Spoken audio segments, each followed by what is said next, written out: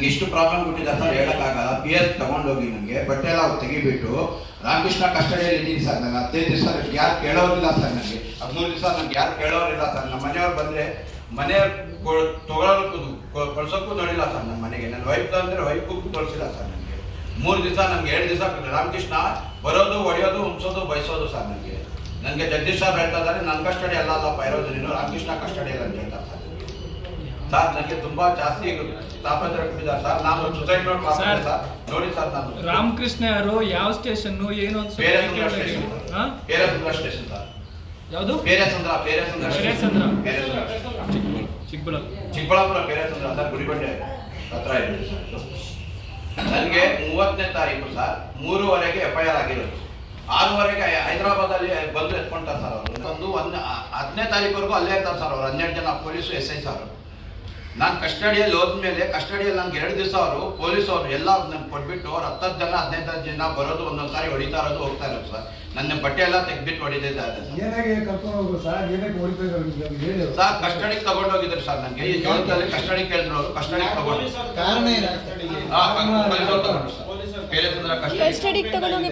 Court case ಆಗಿದೆ sir. ಜೋಳದ ವ್ಯಾಪಾರ ದುಡ್ಡು ಕೊಡ್ತಾ ಇಲ್ಲ. ನಂದಿಲ್ಲ ಸರ್. ಅದರೊಳಗೆ 1,89 ಲಕ್ಷ ಕೊಡ್ಬೇಕಂತ ಒಂದ್ಸಾರಿ ಹೇಳ್ತಾ ಇದ್ದಾರೆ. ನಿನ್ನೆ ನೋಡಿದ್ರೆ ನಾನು 2 ಲಕ್ಷ ಹಾಕಿದ್ದೀನಿ. 2 ಲಕ್ಷ ಆದ್ರೆ ನಾನು ಜೋಳ ಕಳ್ಸಿದ್ದೀನಿ ಅಂತ ಹೇಳ್ತಾ ಇದ್ದಾರೆ ಸರ್. ಅವ್ರು ಜೋಳ ಅಲ್ಲ ಸರ್, ಅವರು ಜೋಳದ್ದು ದೊಡ್ಡ ವ್ಯಾಪಾರಿ, ಇಂಡಿಯಾ ಲೆವೆಲ್ ವ್ಯಾಪಾರ ಇದೆ ಸರ್ ಅವ್ರದ್ದು. ಬೇಕಾದಷ್ಟು ಬಿಲ್ ಇದೆ, ನನ್ನ ಕೋರ್ಟ್ಗೂ ಸಬ್ಮಿಟ್ ಮಾಡಿದ್ದೀನಿ. ಅವರು APMC ಕಟ್ ಮಾಡೋಕ್ಕೆ ಪೇರೆಸಂದ್ರ ಇಂದ ಇಂಡಿಯಾಗೆ ಜೋಳ ಹೋಗುತ್ತೆ ಸರ್. ಇಲ್ಲಿ ಪಾಪ್ಕಾರ್ನ್ ಜೋಳ ಹೋಗೋದು ಇಂಡಿಯಾ ಮತ್ತು ಅಲ್ಲಿಂದಾನೆ ಸರ್. ಅವ್ರ ಹತ್ರ ಏನಾಗಿದೆ ಅಂದರೆ ಮಧ್ಯದಲ್ಲಿ ಅವರು ನಾನು ಜೋಳ ನನ್ನ ತಮ್ಮವ್ರ ಹತ್ರ ವ್ಯಾಪಾರ ಮಾಡ್ತಾ ಇದ್ರು. ಅವ್ರದ್ದು ಏನು ಹೇಳ್ತಾ ಇದ್ದಾರೆ ನನಗೆ ಗೊತ್ತಿಲ್ಲ. ಅವ್ರದ್ದು ಏನು ಪ್ರಾಬ್ಲಮ್ ಆಗಿದೋ ಗೊತ್ತಿಲ್ಲ. ಅವ್ರ ಜೀವನ ಮೇಲೆ ED ಅಟ್ಯಾಕ್ ಆಯಿತು. DRDA ಅವರು, ಡಿಫೆನ್ಸ್ ಅವರು ಸ್ಮಗ್ಲಿಂಗ್ ಮಾಲ್ ನೇಪಾಳಿಂದ ತರಿಸು ಜೋಳ ಮಾಡ್ತಾ ಇದ್ರು. ನಮ್ಮ ತಮ್ಮವರು ಲೈಸೆನ್ಸ್ ಇದೆ, ಲೈಸೆನ್ಸಿಂದ ಕೊಡ್ತಾ ಇದ್ದೀನಿ ಅಂದರೆ ವ್ಯಾಪಾರ ಮಾಡಿದ್ರು. ಒಂದೊಂದು ಗಾಡಿ ಬಂದು 26 ಲಕ್ಷ ಇರುತ್ತೆ ಸರ್. ತಿಂಗಳಿಗೆ 3-4 ಗಾಡಿ ತರಿಸ್ತಾರೆ. ಯಾವಾಗಿದು ಬ್ಲಾಕ್ ಸ್ಮಗ್ಲಿಂಗ್ ಅದಕ್ಕೆ ಸಚಿವರು ಫೋನ್ ಮಾಡಿದ್ರು ಬಿಡಬೇಕು ಅಂತ ಹೇಳೋ ಸರ್. 4 ದಿವಸ ನಾನು ಒಳಗಿದ್ದೆ, ನನಗೆ ಗೊತ್ತಿಲ್ಲ. ಇನ್ನೊಂದು, ನಾನು ವ್ಯಾಪಾರ ಅವ್ರ ಹತ್ರ ಮಾಡಿಲ್ಲ. ನಂದು 1 ರೂಪಾಯಿದು ಲೇವಾದ. ನನ್ನ ಹೆಂಡತಿದು ನಂಬರ್ ಕೊಡ್ತೀನಿ, ನಾನು ಹೆಂಡತಿದು 2 ಅಕೌಂಟ್ ನಂಬರ್ ಕೊಡ್ತೀನಿ, ನನ್ನ ಮಗಂದು ಕೊಡ್ತೀನಿ, ನಂದು ಕೊಡ್ತೀನಿ. ನಂದು ಅವರಿಂದ ವ್ಯಾಪಾರ ನಾನು ಏನಾದರೂ ಮಾಡಿದರೆ ನಾನು 1 ರೂಪಾಯಿ ಅವ್ರ ಹತ್ರ ಪರ್ಚೇಸ್. ಅವ್ರದ್ದು ಅವ್ರ ತಮ್ಮದ್ದು ರಿಲೇಷನ್ ಇಲ್ಲ ಸರ್. ಅವ್ರ ತಮ್ಮ ಹತ್ರ ನಾನು ವ್ಯಾಪಾರ ಮಾಡ್ತಾ ಇದ್ದೀನಿ. ಅವ್ರ ತಮ್ಮನ ಹತ್ರ ಬಿಲ್ ಕೊಡ್ತೀನಿ ಸರ್. ನನ್ನ ಅವ್ರು 4 ತಿಂಗಳಿಂದ ದುಡ್ಡು ಬರ್ತಾ ಇಲ್ಲ ಅಂತ ಹೇಳ್ತಾ ಇದ್ದಾರೆ. 4 ತಿಂಗಳಿಂದ ಅವ್ರ ತಮ್ಮ ಹತ್ರ ನಾನು ವ್ಯಾಪಾರ ಮಾಡ್ತಾ ಇದ್ದೀನಿ ಸರ್. ನೋಡಿ, ನನ್ನ ಹತ್ರ ಬಿಲ್ಗಳಿದೆ ಸರ್. ನನ್ನೆಲ್ಲ ಬಿಲ್ಲಿಂದ ಕಳ್ಸೋದು, ಬ್ಯಾಂಕಿಂದಾನೇ ಅಮೌಂಟ್ ಹಾಕೋದು ಸರ್. ಈಗ ನಿಮ್ಮ ಹತ್ರ ಏನು ಪ್ರೂಫ್ ಇಲ್ಲ ಅಂತ ಪೊಲೀಸರು ಹೆಂಗೆ ಕಂಪ್ಲೇಂಟ್ ಕೊಟ್ಟಿರ್ತಾರಲ್ಲ, ಕಂಪ್ಲೇಂಟ್ ಕೊಟ್ಟಿರ್ತಾರೆ ಸರ್. ಅವರು ಪೊಲೀಸು ನಿಮ್ಮನ್ನ ಹೆಂಗೆ ಯಾಕೆ ಕಟ್ಕೊಂಡ್ರು ಸರ್? 3 ಸಾರಿ ಬಂದ್ರು ಪೊಲೀಸರು. 2 ಸಾರಿ ನಾನೇ ಹೋಗಿ ಮಾತಾಡಿದೆ. ನನ್ನ ಕೇಸಲ್ಲಿ ಇಲ್ಲ ಅಂತ ನಾನು ಹೋಗಿ ಮಾತಾಡಿದೆ. ಅವರು ನನಗೇನು ಹೇಳಿಲ್ಲ.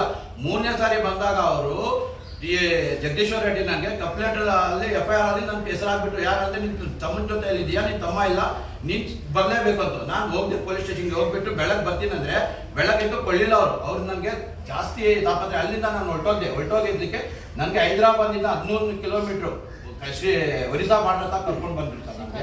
ಅದೂ ರಾಮಕೃಷ್ಣ ಗಾಡಿಯಲ್ಲಿ ಸರ್, ಪೊಲೀಸ್ ಗಾಡಿಯಲ್ಲಿ ಬಂದಿಲ್ಲ, ಪೊಲೀಸವ್ರು ಬಂದಿಲ್ಲ. ರಾಮಕೃಷ್ಣ ಬಾಮರ್ದಿ ಬಂದ, ಗಂಗಾಧರ್ ಅಂತ ಅವ್ರ ಡ್ರೈವರ್ ಅವರು ಇದ್ದು 34 ಜನ ಬಂದರು. ಇಲ್ಲಿ ಬಂದು ಪೊಲೀಸ್ ಸ್ಟೇಷನ್ಗೆ ಅವ್ರು ಕೊಟ್ಬಿಟ್ಟು ಹೋಗಿದ್ರು ಸರ್. ನನಗೆ ರಾಮಕೃಷ್ಣ ಗಾಡಿಯಲ್ಲಿ ಪೊಲೀಸರು ಬಂದು ನಿಮ್ಮನ್ನ ಕಸ್ಟಡಿಗೆ ತಗೊಂಡು ಬಂದಿದ್ದಾರೆ. ಅಂದ್ರೆ ಮುಂಚೆ ಏನಾದ್ರು ವ್ಯಾಪಾರ ಏನಾದ್ರು ಮಾಡ್ತಿದ್ರ? ಇಲ್ಲ ಸರ್, ಅವರಿಂದ ನನ್ನ ವ್ಯಾಪಾರ ಇಲ್ಲ ಸರ್. ಅವ್ರ ತಮ್ಮನಿಂದ ಐತೆ. ನನ್ನ ತಮ್ಮ ಸಿಗ್ಲಿಲ್ಲ. ಅವ್ರಿಗೂ ಅವ್ರ ತಮ್ಮಂಗೆ ಆಗಲ್ಲ ಸರ್. ಅವ್ರಿಗೂ ನನ್ನ ತಮ್ಮ ಅವ್ರು ಮಾತಾಡ್ತಾ ಇದ್ರು. ಅವ್ರಿಗೂ ನಿಮ್ಮ ತಮ್ಮಂಗ ನನ್ನ ತಮ್ಮಯಿಂದ ಅವ್ರು ವ್ಯಾಪಾರ ಮಾಡ್ತಾರೆ. ರಾಮಕೃಷ್ಣ ಅವರು ನನ್ನ ತಮ್ಮಿಂದ ವ್ಯಾಪಾರ ಮಾಡ್ತಾರೆ ಸರ್. ಮಾಡ್ತಾರೆ. ನನ್ನ ತಮ್ಮನೂ ಅವ್ರಿಗೆ ಎಲ್ಲಿ ಒಂದಿನಿಂದ ನನಗೆ ಗೊತ್ತಿಲ್ಲ. 4 ತಿಂಗಳಿಂದ ಇವರು ಇದು ವ್ಯಾಪಾರ ಮಾಡ್ತಾ ಇದ್ದಾರೆ. ಸೆಕೆಂಡ್ ಇದು ನಾವು SNN ಇಂದ ನಾಗ್ಪುರಿಂದ ತರಿಸಿ, ಬಾಂಬೆಯಿಂದ ತರಿಸಿ, ಲೈಸೆನ್ಸ್ ಇರುತ್ತೆ. ಲೈಸೆನ್ಸ್ ಇದೆಲ್ಲ ಆದರೆ DRDA ಅವರು చాలా ಪ್ರಾಬ್ಲಮ್ ಮಾಡ್ತಾರೆ. ಆಲ್ರೆಡಿ ಅವ್ರಿಗೆ ಹಾಕಿದ್ದಾರೆ. ಅವ್ರದ್ದು ಸ್ಟೋರೇಜು ಆಲ್ರೆಡಿ ಸೀಸ್ ಆಗಿದೆ. DRDA ಅವರು 4-5 ದಿವಸ ಕರ್ಕೊಂಡೋಗಿ ಅವ್ರಿಗೆಲ್ಲ 1.5 ತಿಂಗಳು ಅವರು ವ್ಯಾಪಾರ ಬಂದ್ ಮಾಡಿದ್ರು. ಆಲ್ರೆಡಿ ಕೇಸ್ ಬುಕ್ ಆಗಿದೆ. ಅದು ಸೀಸರ್ ಜೋಳ ಇದೆ ಅವ್ರ ಹತ್ರ.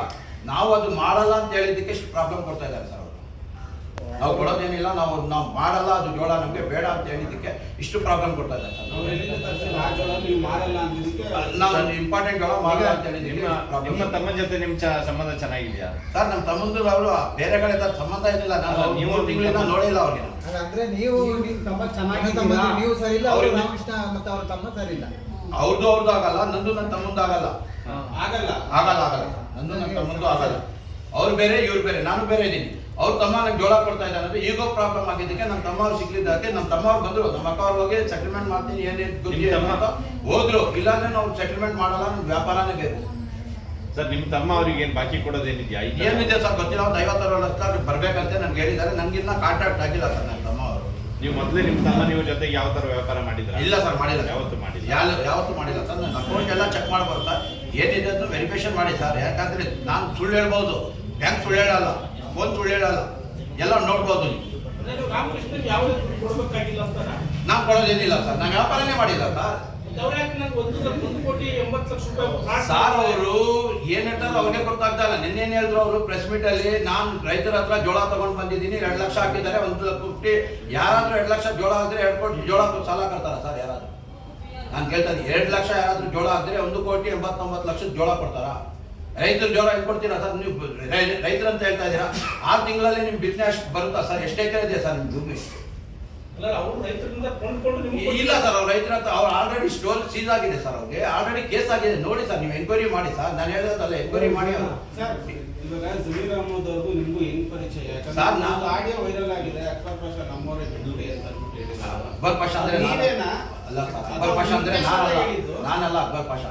Akbar bin Tabar, film actor, Bombay. ಪೂರ್ತಿ ಹೆಸರೇನು? ನನ್ನ ಹೆಸರು ಸೈಯದ್ ಅಕ್ಬರ್ ಪಾಷಾ. ನಿಮ್ಮ ಹೆಸರಲ್ಲ ಆಗಿದೆ, ಅವ್ರು ಹೇಳಿದ ಹೆಸರು ನೀವಲ್ಲ. ನಾನು ಅಕ್ಬರ್ ಪಾಷಾ, ಅಕ್ಬರ್ ಬಿನ್ ತಬರ್ ಅವರು.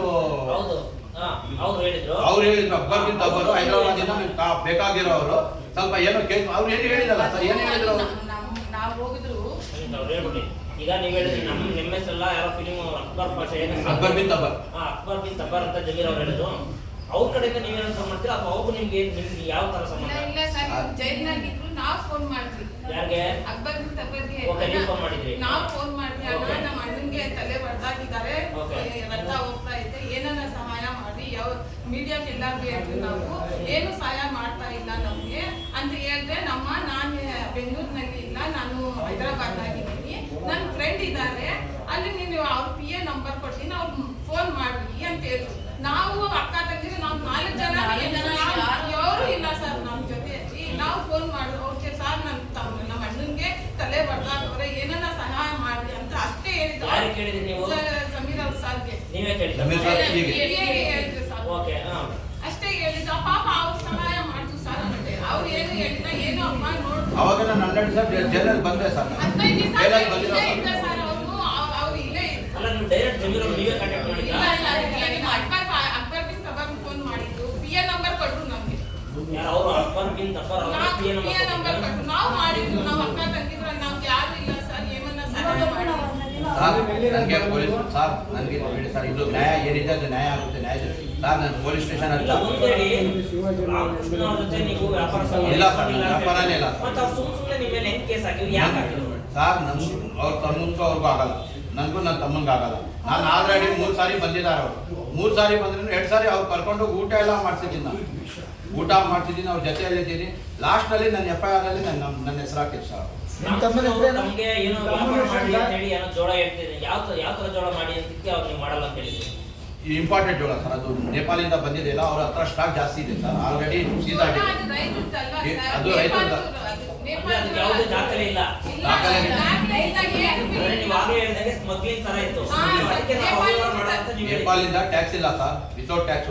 ನೇಪಾಳದು ಪೇಮೆಂಟ್ ಚಿಕ್ಕದು, ಅಲ್ಲಿಂದ ಬರೋದು 50 ರೂಪಾಯಿಂದ 60 ರೂಪಾಯಿ ಬೀಳುತ್ತೆ. ಇವರು ತಗೊಂಡು ಬಂದ್ರೆ 120 ರೂಪಾಯಿ ಮಾಡ್ತಾರೆ ಸರ್. ಇನ್ನು ಮೋಸದ ವ್ಯಾಪಾರ. ಮೋಸದ ವ್ಯಾಪಾರ. ಆ ವ್ಯಾಪಾರ ನೀವು ಮಾಡಲ್ಲ ಅನ್ನೋದಕ್ಕೆ ಈ ರೀತಿ ನಾವು ಮಾಡೋದಕ್ಕೆ 3-4 ತಿಂಗಳಿಂದ ಸರ್, ಒಂದು ಅರ್ಥ ಮಾಡ್ಕೊಳ್ಳಿ ನೀವು. ಒಂದ್ ನಿಮಿಷ ಒಬ್ಬರು ಮಾತಾಡಿದ್ರು. ಸರ್, ನೀವು ಅರ್ಥ ಮಾಡ್ಕೊಳ್ಳಿ, ಮಿನಿಸ್ಟರ್ ಲೆವೆಲ್ ನೀವು ಯಾಕೆ ಡೈರೆಕ್ಟ್ ಆಗಿ ಮಾತಾಡೋದು ಬಿಟ್ಟು ನೀವು ಯಾಕೆ ತಿರುಗಿಸಿ ಬಳಸಿ ಮಾತಾಡ್ತಿರಲ್ಲ? ಯಾಕೆ ಏನ್ ತಿರ್ಸಿ? ನೀವು ನಾವು ಹತ್ರ ವ್ಯಾಪಾರ ಇಟ್ಕೊಂಡಿಲ್ಲ ಅಂತೀರಿ, ನಮ್ಮಲ್ಲಿ ಕೇಸ್ ಹಾಕಿದ್ರೆ ಅಂತೀರಿ, ಸ್ಮಗ್ಲಿಂಗು ಅಂತೀರಿ, ಮತ್ತೆ ಈಗ ಯಾವ್ದೋ ಜೋಳ ಮಾಡೋದಕ್ಕೆ ನಾವು ಅದು ಅವ್ಯವಹಾರ ಇದೆ ಸರ್, ಅದಕ್ಕೋಸ್ಕರ ಈ ಕೇಸ್ ಹಾಕಿದ್ರೆ ಅಂತೀರಿ, ಮತ್ತೆ ಏನು ಕೇಸ್ ಹಾಕಿದಿರಿ ಅಂತ ಸರ್, ಪೊಲೀಸರು ಕೇಳೋದೇ ಇಲ್ಲ ಸರ್ ನನಗೆ. ನಾನು ತಲೆ ಹೊಡ್ಕೊಂಡ್ಮೇಲೆ ಪೊಲೀಸ್ ಸ್ಟೇಷನ್ ಅಲ್ಲಿ ನನಗೆ ರೆಸ್ಪಾನ್ಸ್ ಯಾರು ಕೊಡ್ಲಿಲ್ಲ. ಸರ್, ಈಗ ನೇರವಾಗಿ ಹೇಳ್ಬಿಡಿ ಸರ್. ನಿಮ್ಮ ಒಂದು ಉದ್ದೇಶ ಏನು? ಇವತ್ತು ನೀವು ಅವ್ರ ಹತ್ರ ವ್ಯಾಪಾರ ಇಟ್ಕೊಂಡಿಲ್ಲ, ಯಾಕೆ ನಿಮ್ಮ ಕೆಲಸ ಹಾಕಿದ್ರು? ನೇರ ಉದ್ದೇಶ ಏನು ಅದೇ ಬಿಡಿ, ಏನು ಕಟ್ಟಿದ್ರು ಅವರು ಅಂತ. ಈಗ ವ್ಯಾಪಾರ ಇಟ್ಕೊಳ್ದೆ ನಿಮ್ಮ ಈಗೋ ಪ್ರಾಬ್ಲಮ್, ಯಾಕೆ ಅಂತ? ಈಗೋ ಪ್ರಾಬ್ಲಮ್. ಈಗ ಏನು?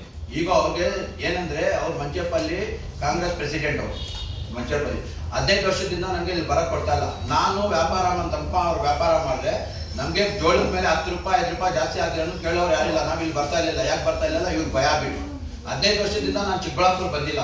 ನನ್ನ ತಂಗಿಗೆ ಮದುವೆ ಮಾಡ್ಕೊಟ್ಟಿದ್ದೀನಿ, ನಂದಿಗೆ ನಾನು ಡೈವರ್ಸ್ ಕೇಸ್ ಆಯ್ತು. ಅಲ್ಲಿಂದ ಸಾಮಾನು ತಗೊಳ್ಳೋದಕ್ಕೆ ನಮ್ಮ ತಂದೆ ಸತ್ತೋದ್ರು.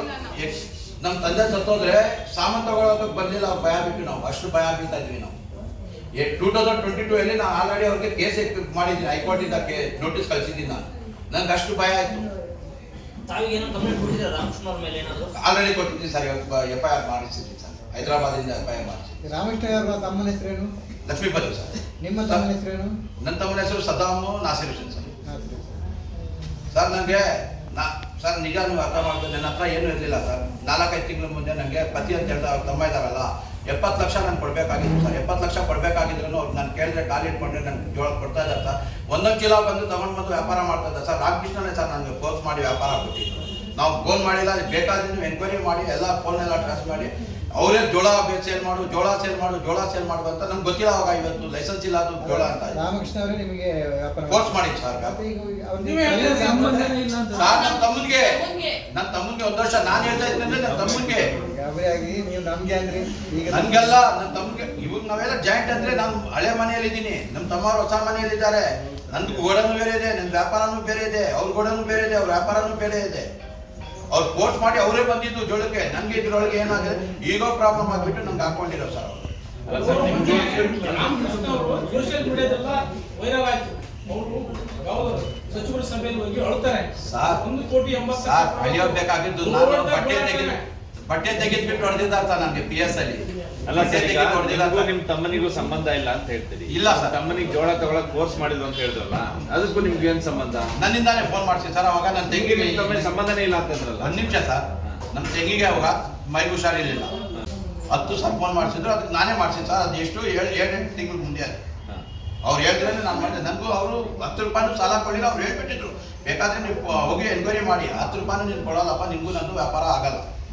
ಹಬ್ಬ ಬಕ್ರೀದ್ ಹಬ್ಬದ ಮೇಲೆ 40,000 ನನ್ನ ತಮ್ಮನ ಕೊಡಬೇಕಾಗಿದ್ದರೆ ನಾನು 40,000 ರೂಪಾಯಿ ಕೊಡ್ತೀನಿ ಸರ್. ನೀ 10 ರೂಪಾಯಿ ಏನು ನೀಗಿ నాకు ಸಂಬಂಧ ಇಲ್ಲ. ನಿಮ್ ತಮ್ಮನಿಗೆ ನೀವು ವ್ಯವಹಾರ ಕೊಡಿಸಿದ್ದಕ್ಕೆ ಈಗ ನಿಮ್ಮ ಮೇಲೆ ಕೇಸ್ ಹಾಕಿರೋದು. ನಿಮ್ ತಮ್ಮ ಬಾಕಿ ಕೊಡ್ಬೇಕು ಅವರಿಗೆ. ಅವ್ರು ಏನಿದು ಅವರು ಬೇರೆ ಆದ್ರೆ ಬರ್ತಾರೆ ಅಂತ ಅವರು ಪ್ರೆಸ್ ಮೀಟ್ ಮಾಡ್ತಾರೆ ಸರ್. ಯಾಕಂದ್ರೆ ಅಷ್ಟು ಕೊಡೋದೇನಿಲ್ಲ ಅಂತ ಅವ್ರು ಭಯ ಬಿಟ್ಟಿದ್ದಾರೆ. ಇವ್ರು ಏನು ಸರ್ 30ನೇ ತಾರೀಕು 3 ಗಂಟೆಗೆ FIR ಆಗಿರೋದು.